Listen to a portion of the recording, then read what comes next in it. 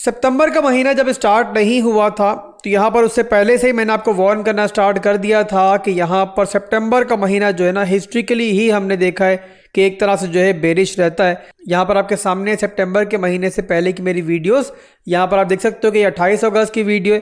Clear मैंने बताया कि क्रिप्टो क्रैश जो है आने वाला है और सितंबर के महीने में हम एक्सपेक्ट कर सकते हैं कि मार्केट नीचे जाएगी। उसके बाद देख लो यहाँ पर 31 तारीख को दोबारा वीडियो डाली है और थंबनेल आपके सामने कि बी रेडी फॉर ब्लडी सितंबर। और इस वीडियो के अंदर मैंने आपको बताया था कि सितंबर के महीने को जो है ना लोग ब्लडी क्यों कहते हैं, क्योंकि इस महीने के अंदर जो है ना मार्केट किसी चीज़ का ख्याल नहीं करती है और यहाँ पर किसी मैसिव मूव से पहले जो है ना ज़्यादा से ज़्यादा वीक हैंड्स को मार्केट से किक आउट किया जाता है। और मैंने आपको ऑलरेडी एक्सप्लेन किया हुआ मेरे भाइयों के सितंबर के महीने में आपकी सोच से ज़्यादा जो है मार्केट आपको परेशान कर सकती है और वही कुछ हो रहा है। अब दोबारा देख लो यहाँ पर सितंबर के महीने के स्टार्टिंग के अंदर 1 सितंबर को ही आपको एक और वीडियो बनाकर दी मैंने। इस वीडियो में भी सेम बात की मैंने कि भाइयों यहाँ पर मार्केट जो है नीचे जा सकती है। 48,000 का हमारा प्रीवियस यहाँ पर जो लो लगा हुआ है, कोई मसला नहीं है और कोई हैरानगी नहीं होनी चाहिए अगर मार्केट उसको रिटेस्ट कर जाए।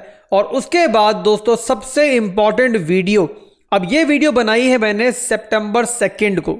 यहाँ पर अगर आप लोगों में से किसी ने ये वीडियो इग्नोर की है, जबकि पिछली वीडियोस के अंदर मैं बार बार आपको कहता रहा हूँ कि आपको अगर मार्केट के डिटेल्ड एनालिसिस समझने हैं और समझना है कि मार्केट के लोज कौन से हैं हमारे पास कि जहाँ तक मार्केट जा सकती है, तो आपको ये वीडियो देखनी चाहिए। तो जिन लोगों ने वीडियो देखी होगी यहाँ पर जो कुछ मार्केट में चल रहा है उनको हरगिज़ हैरानगी नहीं हो रही होगी, वो इसके लिए रेडी होंगे। बट जिन लोगों ने नहीं देखी है अभी भी देर नहीं हुई है। ये वीडियो दोस्तों मैं दोबारा से पिन कर दूंगा इस वीडियो के ऊपर, आप लोग देखो इस वीडियो को। यहाँ पर तमाम जो इंपॉर्टेंट लेवल्स हैं मंथली टाइम फ्रेम के ऊपर, वीकली टाइम फ्रेम के ऊपर और कंप्लीट सिनेरियो मार्केट का किस लेवल से हमें मेगा बाउंस, मेगा रिकवरी दोबारा देखने को मिल सकती है। तो आप लोग वीडियो को देखो, इंशाल्लाह हर चीज़ जो है आपको समझा दी है मैंने आसान जुबान में, आपको समझ में भी आ जाएगी। तो बहरहाल दोस्तों यहाँ मार्केट में जो डंप चल रहा है, क्या यहाँ पे ये डंप जो है सिर्फ क्रिप्टो मार्केट में चल रहा है, क्या सिर्फ क्रिप्टो मार्केट में बर्बादी देखने को मिल रही है? तो इसका जवाब दोस्तों सिंपल सा है कि हरगिज नहीं। अब यहाँ पे नस्दाक की मार्केट में आप देख सकते हो कि 2.48% का डंप हमें आज के दिन में देखने को मिला है और पिछले 5 से 6 दिनों के अंदर हमें 6%, 7% से ज़्यादा का डंप देखने को मिला है। और इसके अलावा S&P 500 को देखो, जिसको बिटकॉइन भी नॉर्मली फॉलो करता हुआ आपको दिखाई देता है, यहाँ पर आज के दिन में 1.73% का डंप है और पिछले 3 से 4 दिनों के अंदर हमें काफ़ी ज़्यादा जो है मार्केट क्रैश होती हुई दिखी है। अब यहाँ पर एक बात दोस्तों आप लोगों की समझने की है कि ये जो मार्केट्स है ना हमारी S&P 500, नस्दाक वगैरह, ये इतनी मैच्योर मार्केट्स हैं कि यहाँ पर 2% डंप या 4% डंप जो है ना बहुत बड़ा डंप समझा जाता है और जो इन्वेस्टर्स होते हैं वो यहाँ पे लुट जाते हैं अगर इतना मार्केट क्रैश कर जाए। ये मार्केट जो है ना क्रिप्टो की तरह नहीं है कि यहाँ पर एक दिन में डंप आया 20% तो अगले दिन उतना पंप भी हो गया।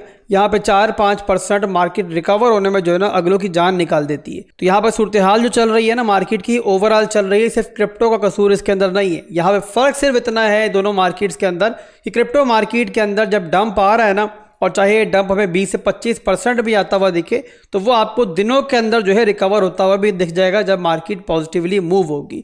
अब बड़े बड़े स्टॉक्स की बात करें तो एनवीडिया को देख लो, बड़ा अच्छा परफॉर्म किया था इसने सीजन के अंदर। 4.0% का डंप हमें इसके अंदर देखने को मिला है। एप्पल को देखो, वो भी नेगेटिव चल रहा है और एप्पल बैरल काफ़ी दिनों से दबाव में हमें दिख रहा है। इसके अलावा अमेजोन को देखो, ये भी 3.61% हमें क्रैश होता हुआ दिखाई दिया है। आज काफ़ी दबाव के अंदर हमें ये भी दिखाई दिया है। तो ओवरऑल दोस्तों जो बड़े बड़े स्टॉक्स हैं वो भी यहाँ पे मार खा रहे हैं और यहाँ पे ओवरऑल सारी की सारी फाइनेंशियल मार्केट्स हमें सितंबर के महीने में जो है ना बुरा परफॉर्म करती हुई दिखाई दे रही हैं। इसके अलावा पिछली वीडियो के अंदर मैंने दोस्तों आपको बिटकॉइन का हिस्ट्रिकल चार्ट भी दिखाया था और यहाँ पे बार बार समझा रहा हूँ आपको, एक दफ़ा मैं चार्ट नहीं दिखाया, हर वीडियो के अंदर ही ऑलमोस्ट दिखा रहा हूँ कि सितंबर के महीने में जो आपको इस टाइम दिख रहा है ये कुछ नया नहीं है।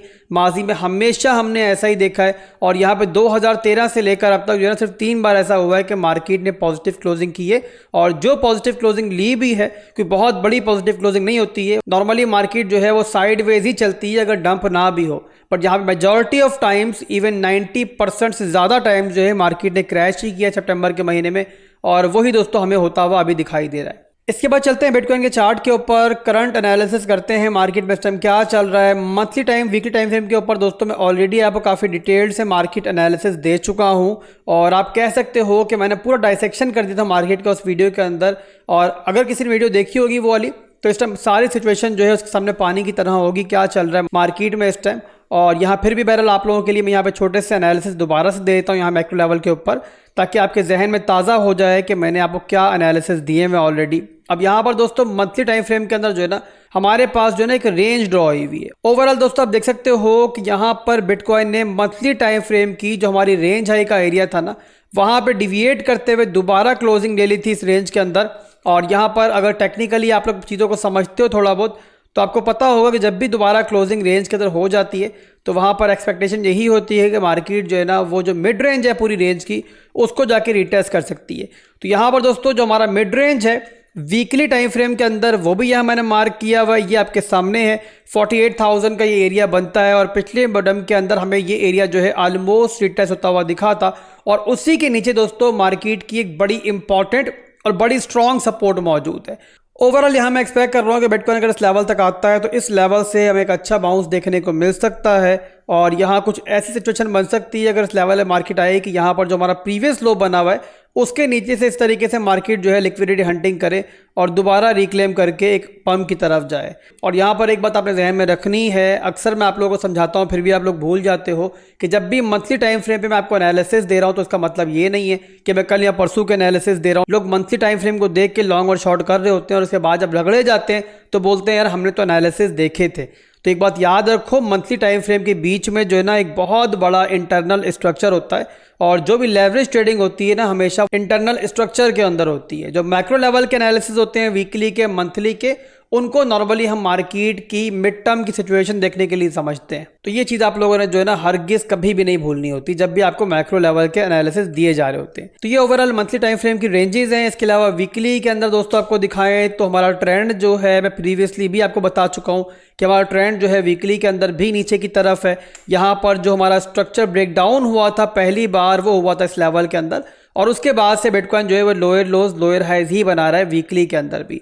और अभी तक हमें यहाँ पर बहुत लंबा अरसा हो चुका है, 5-6 महीने हो चुके हैं कि हमें वीकली के अंदर जो है ना मार्केट दोबारा जो है ब्रेकआउट करती हुई नहीं दिखाई दे रही है। और अभी तक क्या हो रहा है कि बिटकॉइन जो है इस ट्रेंड को रिस्पेक्ट दे रहा है और रिस्पेक्ट देता हुआ नीचे की तरफ मार्केट को लेकर आ रहा है। जब तक दोस्तों बिटकॉइन का वीकली का स्ट्रक्चर दोबारा पॉजिटिव नहीं होता ना, तब तक आप लोग ये एक्सपेक्ट नहीं कर सकते कि एक स्ट्रॉन्ग मार्केट, एक देर पर ट्रेंडिंग मार्केट जो है दोबारा ट्रिगर हो चुकी है। और ये दोस्तों जब हो रहा होगा ना तो आपको काफ़ी क्लियर दिखाई दे रहा होगा और जाहिर सी बात है वहाँ मैं भी आपको समझा रहा हूँगा, तो आप लोग मुझे फॉलो करते रहो।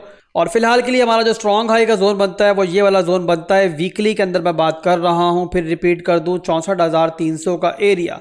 जब तक बिटकॉइन इसको नहीं ब्रेक करता तब तक आप लोगों ने जहन में रखना है कि स्ट्रक्चर जो है वीकली के अंदर हमारा नीचे की तरफ ही है फिलहाल के लिए। ये होगा दोस्तों वीकली का हमारा स्ट्रक्चर। इसके अलावा डेली के अंदर बात करें, वीकली की तरह डेली के अंदर भी मामला जो है गड़बड़ ही है फिलहाल के लिए।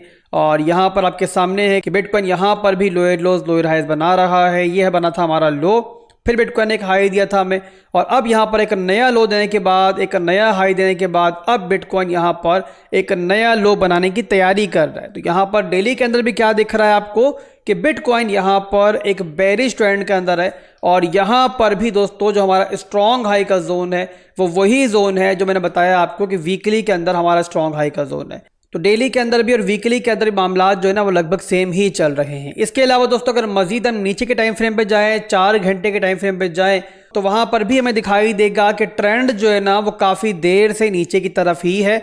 यहाँ पर आप देख सकते हो कि लगभग यहाँ पर जो है ना 61,000 के लेवल से बिटकॉइन जब ब्रेक डाउन किया था ना, तो उसी लेवल पे हमारा स्ट्रक्चर 4 घंटे का जो है ना वो ब्रेक डाउन कर गया था। और उसके बाद दोस्तों यहाँ पर देख सकते हो कि मुसलसल जो है ना bitcoin lower lows lower highs बना रहा है। 4 घंटे के अंदर भी यहाँ पे ट्रेंड क्लियर आपके सामने, बिल्कुल साफ सुथरा ट्रेंड है और कोई यहाँ पर ना समझने की चीज़ ही नहीं है। यहाँ पर देख सकते हो लो बना, हाई बना, लो बना, हाई बना, लो बना, हाई बना।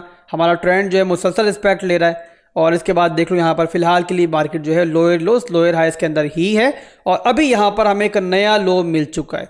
अब यहाँ पर दोस्तों 4 घंटे के अंदर यानी कि इंट्राडे लेवल के अंदर अगर कोई ट्रेड लेना चाह रहे हो आप लोग शॉर्ट टर्म की, आपको इतना समझ तो आ चुका होगा मेरे एनालिसिस से कि हमेशा मैक्रो लेवल के शॉर्ट टर्म के एनालिसिस को हम अलग रखते हैं। अलग रखने का रीज़न ये होता है कि जो मैक्रो लेवल के एनालिसिस होते हैं वो नॉर्मली हम करते हैं अपनी SIPs के लिए, अपनी मिड टर्म या लॉन्ग टर्म की इन्वेस्टमेंट्स के लिए। और जो हम लोग इंट्राडे लेवल पे एनालिसिस करते हैं वो करते हैं हम लोग लेवल टू लेवल ट्रेडिंग के लिए, शॉर्ट टर्म की ट्रेडिंग के लिए।